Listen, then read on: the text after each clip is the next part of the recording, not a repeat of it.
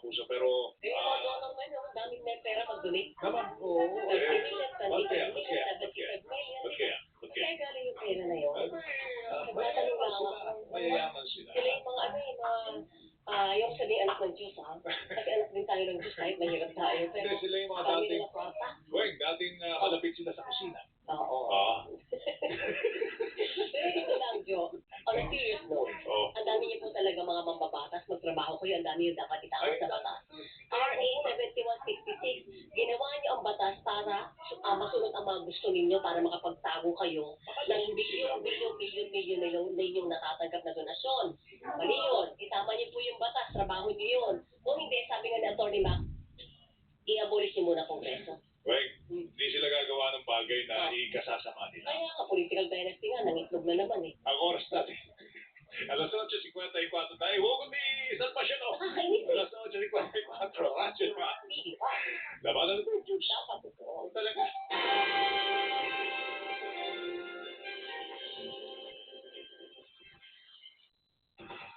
BBB, Balita Totoo.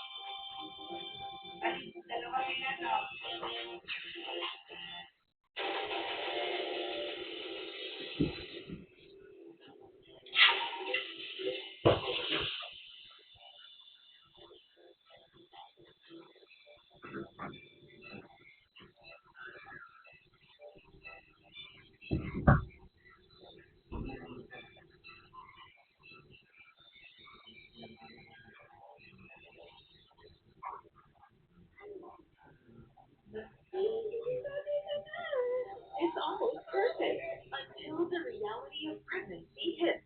Hindi na muna yung pagbubuntis mo as an excuse for everything that's happening. Nanay, ikaw na lang yung nawala ka na. Ikaw na mahirap yung pinagdara. Ano ba ngayon? The table has turned. False Positive, weekdays, 4:45 p.m. on GTV.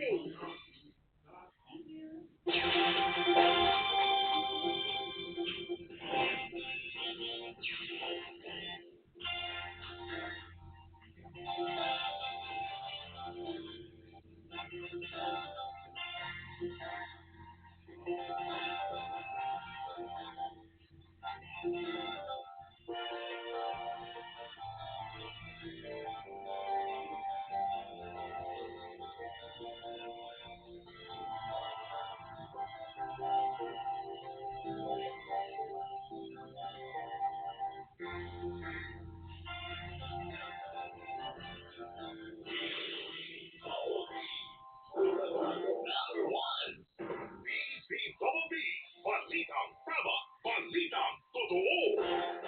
Ito ba yung sinasabi nilang piercing the corporate veil? Sa prinsipyo ng batas. Yung issue tungkol kay Senator Jesus Cordero at yung kanyang contributor. Dapat korporasyon, hindi naman magde-design ng iso ng korporasyon, mga opisyo din na magde-design na magbigay ng pera. At pag nagbigay ka ng 30 million, ano ina-expect mo? Tsaka, Wala kapalit yun. Yun eh. Kaya nga yung sinasabi natin, spirit of the law. Hindi yung letter of the law ang kinonsidera. Nahabol ako pagbati kay Risa Marie Guillen. Congratulations sa kapasya sa board exam. Isa na siyang CPA. Congrats ang pagbati galing kay Lola Barbie. CPA, Certified Public Accountant. Yes, galing sa numero niya. Yan. Hindi po, ano ba tawag doon? Ano? Chicken pork adobo. Kasama mo ako doon, sorry. Andiyan na po si Igan. At si Connie dito. Walang personalan. Ako po sa oras, ako po si Joel Reyes. Ako naman po si Rowena Salvacion. Magandang umaga mga kapuso. Sino po sa DCWB, walang kinikilingan. Walang pinoprotektahan. Doon at yun sa Show totoo.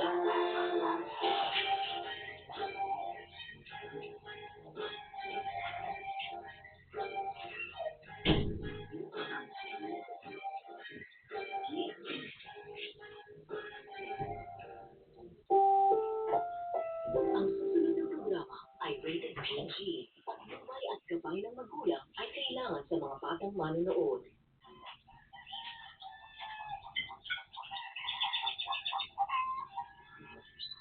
Ito naman, alam mo namang iniiwasan ko yung compound na yun. Mali ko ba? Hindi ko natin kasalanan yun eh. Siyempre, ang dami nag-book. Mali ko ba magkakasin yung mga yun? Ako rin po ta. Oo. Yung mga kulang na fiesta. Hoy, Charlie May. Hello? Ayos ka ba yan? Saps lang. Anong saps? Saps pala. Kakakali kita eh. Oo, talaga. Ayusin mo. Anak naman dito sa armor na to nakasalala yung pagmamangusik ko eh. Ito na ngayon. Ito nga, last cash na. Saan kong nainitin eh? Uy, siguro ulit. Hindi ka na wala. Ayan, masisingin kita. Bayan. Bayad ka. Kasi hindi mo alam eh. Ganun talaga. Yung sa presentation mo kasi.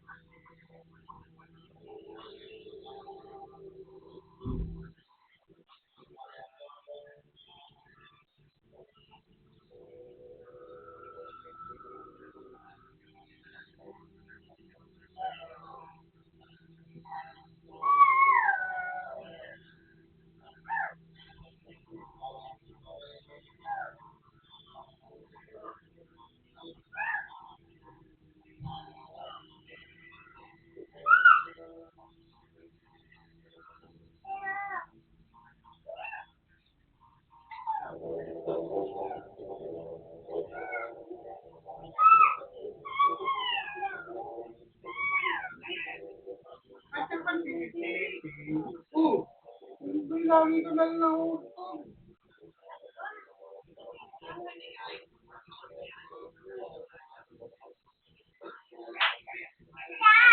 Ah!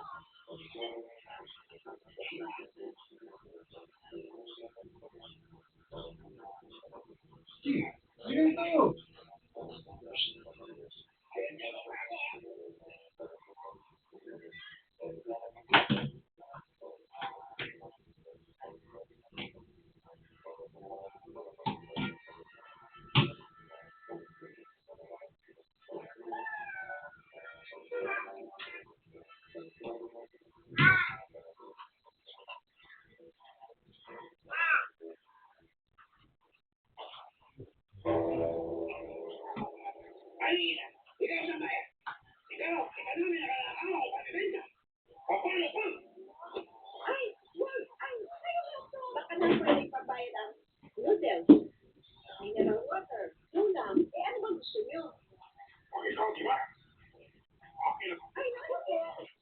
Bradley. Plastic? Yan ang sabi ko sa halaman ko. Uy,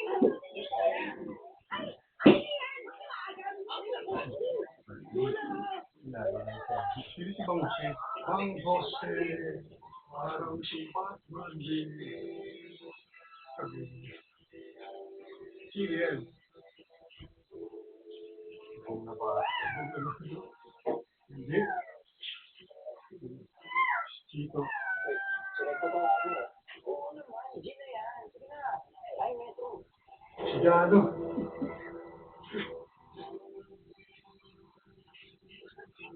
Uy! Uy! Ala, lagot!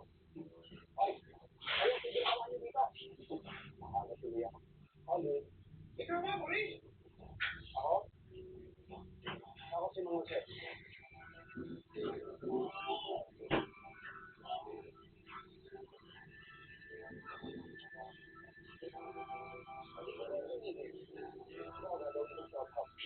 Ikaw siya, Mike.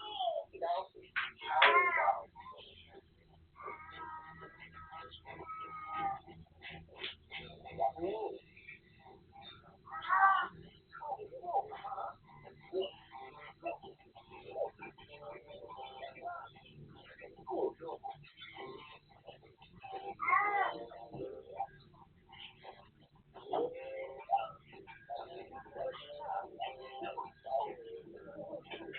Alida, pag kailangan mo rin, huwag kang mag-activate. Tawagan mo lang ako, ha?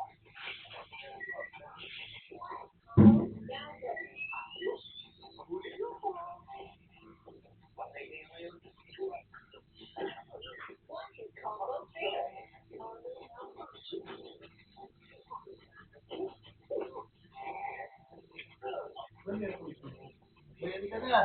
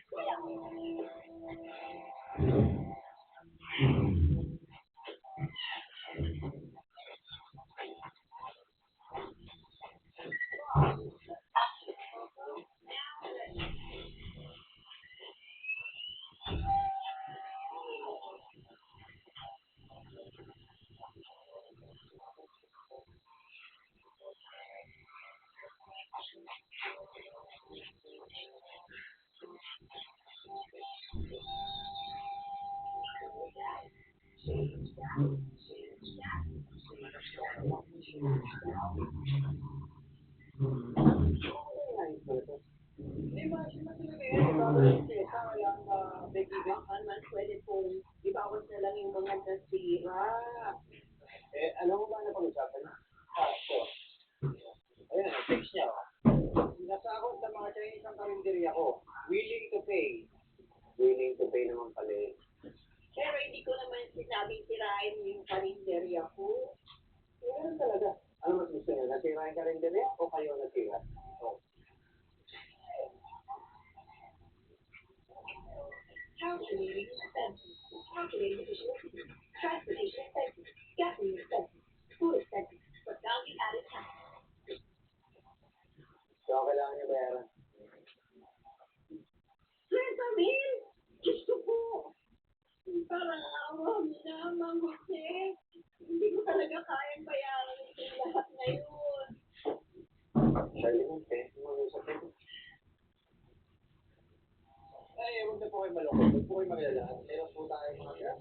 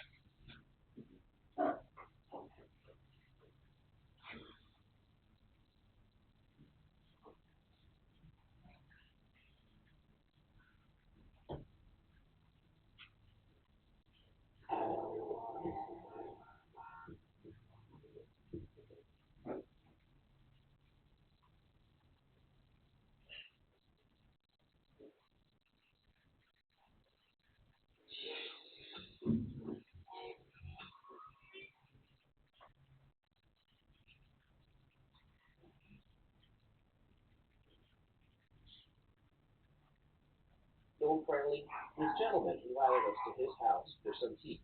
His family has lived in this house for decades. So friendly, this gentleman invited us to his house for some tea. His family has lived in this house for decades. Нет.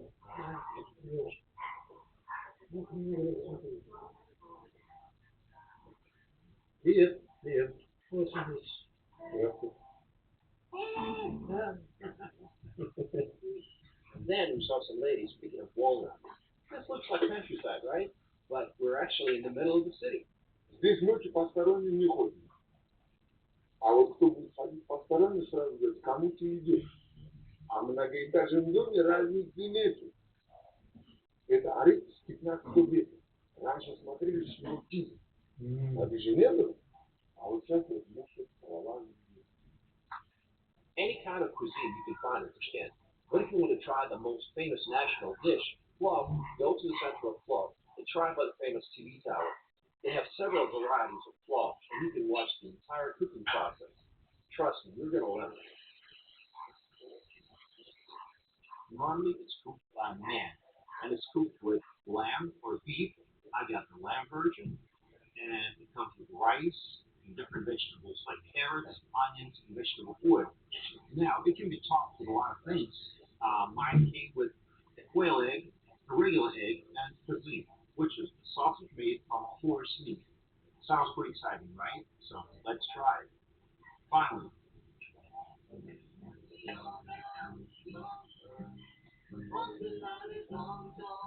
Tashkent is a green city.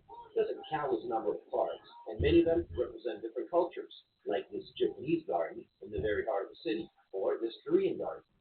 Over the last 5 to 6 years, the city changed dramatically. New parks and business centers were constructed, and now there's a real construction boom going on. Tashkent is becoming a real modern metropolis. Now let's talk to some locals. Ребят, привет! Привет! Как вас зовут? Фарук. Назар. Расскажите, как жить в Ташкенте, что вам нравится? Нравится инфраструктура, нравятся люди, кухня, Да, главное, горы рядом. люди очень добрые, на самом деле, отзывчивые очень. Вы студенты? Да, мы здесь На кого? Вестер университет. What are your plans for the future? So, right now I'm studying at Webster University, and in the future we can study in the US, in the Webster in St. Louis, or in Webster in Geneva. Like take a semester Yes, in the US and yes, then come back. 2 semesters. Right. And what's your program? What are you studying? MIS, This is kind of programming. Oh, yeah. Management Information Systems. Yes. That's correct. Yeah. Wonderful. Thanks, guys. The city is very safe, too. Okay, I'll have a separate video about Tashkent, so let's move on. Let's get a car and travel outside of the capital. The funny fact about cars in Uzbekistan is that 90% of them are Chevrolet. Yes, you heard that right. 90% of cars are Chevrolet. So if you look around, Chevrolet. And guess what kind of car I rented? Well, that's the thought. It's Chevrolet. Chevrolet Tracker. Wow, we decided to go outside of Tashkent today and drive to the mountains. And we stopped to check out the scenery. It's Charbak Reservoir. Huge body of water, and the locals said there's plenty of fish here. Pretty big ones, you know. So might as well stop to enjoy some fried fish later on. But for now, let's continue to the mountains. Now, who would have thought that just 65 kilometers away from the city of Tashkent, there's a winter ski resort. It's called Amirsoy, right behind me. But right now it's September, and it's warm. It's actually pretty hot. It's 45 Celsius. But there's still plenty of things to do here. We're going to take that cable car. We're going to take us to the very top of the mountain. And it's going to be some breathtaking views. And I'm going to show that to you in a second. If you love skiing or hiking in the summer, good, because there are Shingen Mountains not far from Tashkent. And finally, we are at the summit of Amirsoy, 2,290 meters above sea level. Little moments like this that you're going to remember close. Wow. We sit here admiring the majestic mountains. While you're here, you can travel around the mountains and visit some remote villages, and you're going to see some incredible landscapes like this.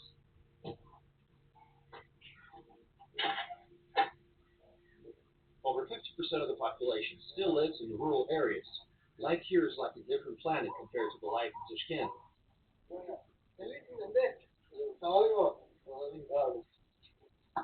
They still cook their own bread and wash clothes by hand.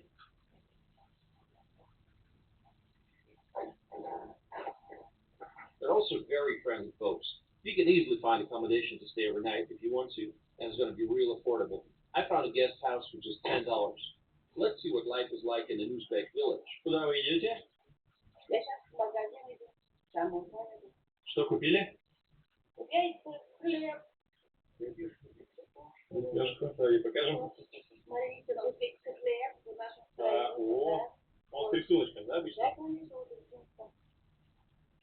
очень хорошо. Красиво. Много красиво. Я очень много. Люди очень хорошие люди. Да. Вот школа новая настроили уже.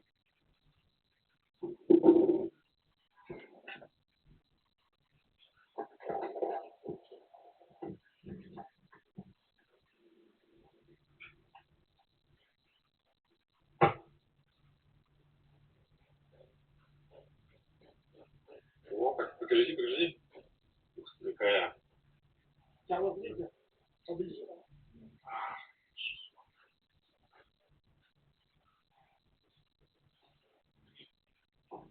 50 kilometers outside of Tashkent, you're going to find a very interesting place. It's the solar furnace of Uzbekistan, built in 1981. We are 45 kilometers away from the city of Tashkent, and this is solar furnace of Uzbekistan. It uses 10,700 curved mirrors to reach temperatures up to 3,000 Celsius. Why would we want that? Well, it's to study different materials and how they react to different temperatures. Initially it was built in 1981 for military purposes, but now it has a lot of civil applications, like working on carbon fibers and all kinds of new materials that would help in aerospace and other applications. And I was so lucky to join a VIP group, so we got a chance to go on the very top. So, is it for cooking delicious crusty Uzbek bread, you ask? Not really, but nice try. The place for the solar furnace of Uzbekistan was chosen carefully because the sun shines here for 270 days a year. Now, before we travel to other parts of the country, let's talk about the history of Uzbekistan. These lands were occupied by nomads since the early days. Scythians, Soviets, Khwarezmians, Bactrians were all distant relatives of modern Uzbeks. A huge boost in economic development came from the Great Silk Road that allowed trade and cultural exchange between East and West. The Great Silk Road turned cities like Bukhara and Samarkand into large trade centers. They traded silk, jewelry, spices, and horses. At the beginning of the 8th century, Arabs came here. They brought Islam. They also introduced the Arabic alphabet, which the Uzbeks used up to the Soviet days. At the beginning of the 13th century, Chinggis Khan, a ruthless warrior, showed up with his massive army, destroying everything in his path. Many cities like Bukhara and Samarkand were completely ruined, and most part of their population was killed. It took almost a century for these lands to recover. In the 14th century, Amir Timur came to power. He united the lands of Central Asia under the Timurid Empire. There was a time when science and culture were flourishing and left plenty of great monuments to us. In the early 16th century, separate Uzbek principalities were formed, the Khanate of Khiva, Bukhara, and Turkmen. In the 19th century, they tried to resist the Russian expansion into this area, but failed, thus becoming first a part of the Russian Empire, and later the Soviet Union. Okay, now let's relocate to Samarkand, the second most famous city in Uzbekistan. To get here, you can take a fast-speed train, Afrasiab, or rent a car. But roads are very mediocre quality, so just keep that in mind. And it's 4 hours to drive. But I still recommend driving because you're going to see so much of the countryside, and I think it's well worth it. Along the roads, you'll find homemade dairy products like ayran and bujak. It takes some getting used to, but I've learned to like them. And here we are. Samarkand is the third largest city in the country, with 560,000 people. Along with Bukhara, Samarkand is one of the oldest inhabited cities in Central Asia. From its early days, Samarkand was one of the main centers of Soviet civilization, an ancient Iranian civilization.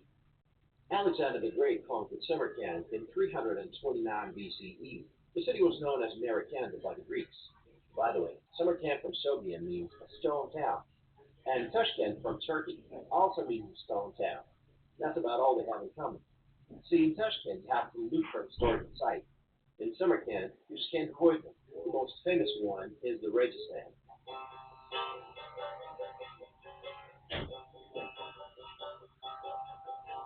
And right now we're standing at the Registan, which is a plaza surrounded by 3 madrasas, which is the Arabic word for seminary. This one is from the 15th century, and the other 2 are from the 17th century. So there's tons of history here. Let's walk around and let's admire the beauty. The name Registan means the sandy place or desert in Persian. Each madrasa has a beautiful courtyard with souvenir shops, and the good thing is everything's locally made.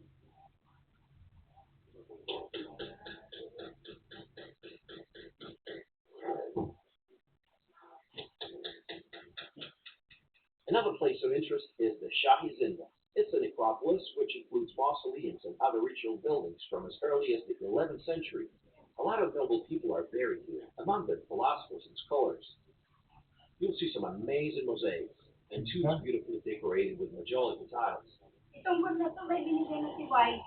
Samarkand is so easy to get around. There are small tourist buses circulating between the major sites, and it's so convenient.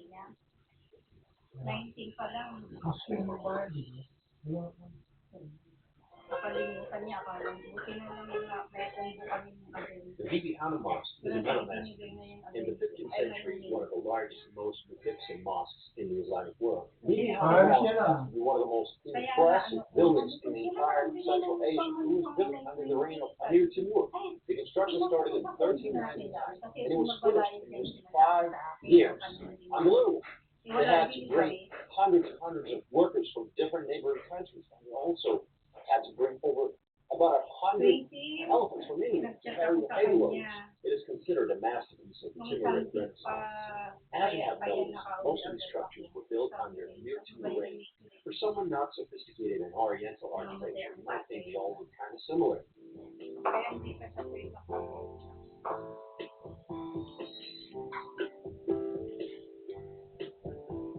Timur's empire was so huge it stretched from Syria to India, and the capital was Samarkand.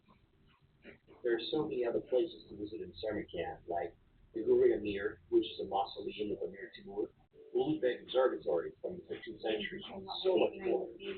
Today, Samarkand has turned into a real tourist city, and it makes tourists from all over. Where do you come from? So originally Singapore, and I live in Oxford, actually siblings. I'm from Oxford in the UK. And I'm Addie, I live in Amsterdam. If you know much about the country. I did a little bit of homework. I've actually been kind of planning it for about like 9 months actually. I think nothing really prepares you for when you're actually here. It's just the scale of things else is so much bigger and so much more the grandeur takes you back. I've done a little less research. I kind of like to leave it to be a little surprised by faces. I think just looking at some of these buildings, I think even in this day and age, I can't really fathom how they were built, let alone like 500 years ago or 1,000 years ago. I don't know how the architecture was possible then. It's wild. Yeah. Recently, another tourist attraction was opened, and it's called the Eternal City. It's a new district by the water, which reminded me of a small medieval town. It's so photogenic that I saw a lot of people coming here to do photo shoots. Real cool. Now, before we travel to our next destination, let's visit Ulugh, which is a small town not far from Samarkand, near the mountains. First of all, it has stunning mountainous landscapes. Second of all, it is known for the growth of plane trees, some of which are more than 1,000 years old. We are in a city called Ulugh, which is not far from Samarkand. Its population is 65,000 people, and right now we're at a place called Chor Chinor, which means 4 plane trees. Now, that plane tree in particular is 1,100 years old. So old, and it's so big.